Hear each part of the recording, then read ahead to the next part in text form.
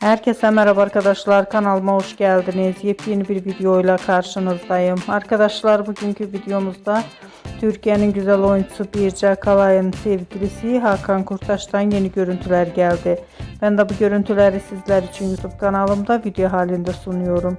Umarım beğenirsiniz. Arkadaşlar, videomu beğendiyseniz kanalımı izlemeyi ve bildirim butonuna basmayı unutmayın. Şimdilik benden bu kadar olsun. Yeni videomuzda görüşmek üzere. Hoşça kalın.